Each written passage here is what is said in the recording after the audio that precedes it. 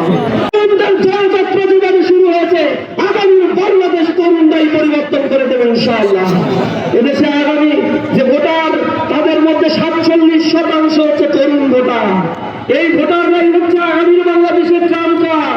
সুতরাং তরুণদের যদি তোমরা বিভাজিত করো, তরুণদের সামনে কোন বিভাজনের রাজনীতি নিয়ে আসো, 5টি ক্যাম্পাসে যেভাবে এই ছাত্র সমাজ তোমাদের লাল কার্ড দেখিয়েছে, আগামীর বাংলাদেশের রাষ্ট্র পরিচালনার ক্ষেত্রে তোমাদেরকে লাল কার্ড দিয়ে স্থায়ীভাবে বহিষ্কার করবে ইনশাআল্লাহ।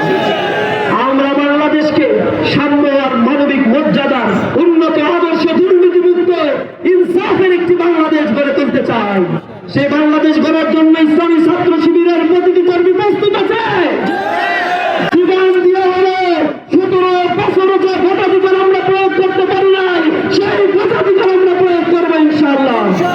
ভোট নিজে দিবে, ভোট গণনা করে এরপর ফলাফল নিয়ে আমরা বাসায় ফিরবো ইনশাআল্লাহ। কেউ যদি ভোট কেন্দ্র দখল করতে আসে, আপনারা কি করবেন? আপনারা কি করবেন? আপনারা কি করবেন? ঘুমিয়ে থাকবেন? ঘুমিয়ে থাকবেন? এই হাওয়ার গতি এখন বদলাতে শুরু করেছে। অন্ধকার জগতের আমাদেরকে বলে দেয়, তোমরা যদি আমার পুরাতন বন্দোবস্ত করতে চাও, তোমাদের এই পুরাতন বন্দোবস্ত বুমেরাং করে দেওয়া হবে। এ সন্তানেরা শহীদ তিতুমির, শহীদ আমির আলম, শহীদ আবু সাইদের উত্তরসূরি।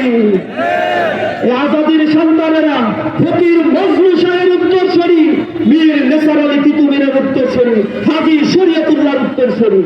তারা জীবন